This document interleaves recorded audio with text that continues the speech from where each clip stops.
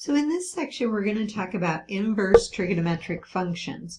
And so an inverse, remember, it undoes something. So when we say what is, x squared, say f of x is equal to x squared, and say g of x is equal to the square root of x.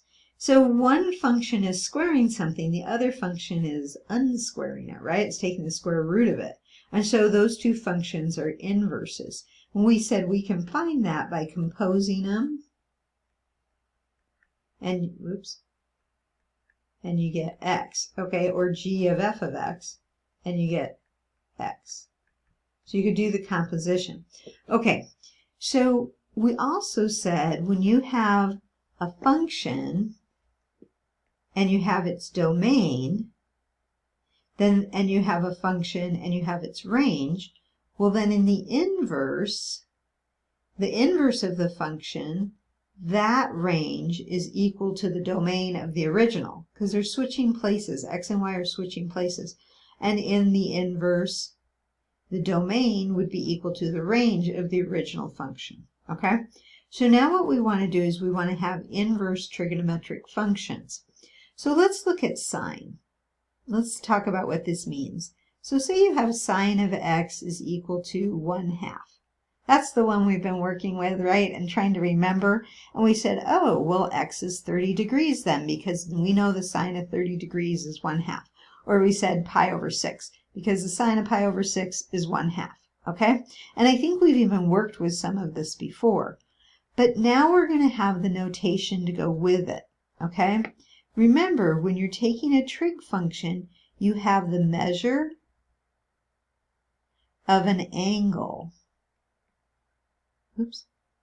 Angle. That's what you're taking the trigonometric function of. So you're taking the trigonometric function of 30 degrees, or 40 degrees, or 50 degrees, or pi over 11, or something like that. It can be in radians, it can be in degrees, but it is the measure of an angle, okay? So that's really important to remember that. That's what you're taking the trig function of. What do you get out here on the other side? You get a real number. Okay? It is the ratio of, I'll say, side lengths.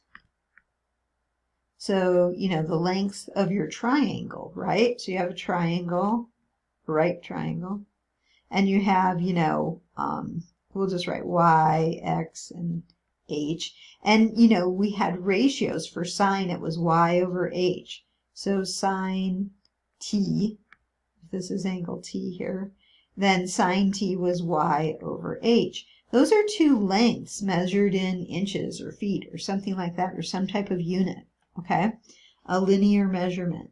And it's those ratios that you're getting over on the other side, okay? Now, notation. How do we write this? Let me back up a minute. So let's say we have sine of x equals 1/2. We had that a minute ago, and we said, oh, x is 30 degrees, or pi over 6. And that was fine. But now we want to solve for x. So we have to be able to write it. We want to say, what is the angle when I get the sine to be 1/2?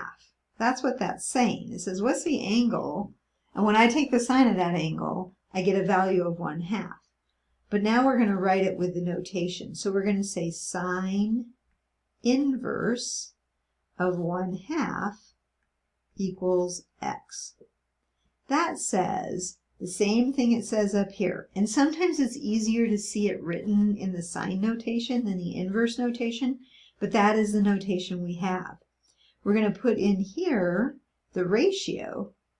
That will be our new domain. The domain is going to be a real number based on the ratio of side lengths, okay?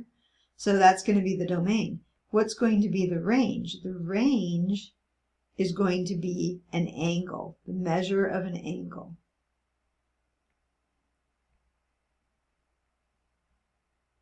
Okay? So you're going to get out an angle measurement, like 30 degrees in this case, or pi over 6. Now, does it matter if you put it in radians or degrees? It just depends on what you're doing. Okay, so think about the graphs we've been working with. We know, let's just take the sine curve. The sine curve looks something like this. And it keeps going, right? It keeps going and going in both directions. Anyway, I can't draw very good. But it goes something like that. That is not one-to-one. This is not a one-to-one function. Okay? Now remember when we've done inverses in the past, we said, well, you've got to have a one-to-one function. So we have to restrict it. Okay? Now, and there might be some debate in your mind, well, how am I going to restrict that? It's periodic, it keeps going and going. We're very specific, okay? So for sine, we're going to restrict it in here, okay? And I'll show you that in the next video, okay? But we have to make sure our function is a one-to-one function. Therefore, there will be a restriction to match so that our function and our inverse will be one-to-one. Okay? But we're going to show you how those are done in the next video.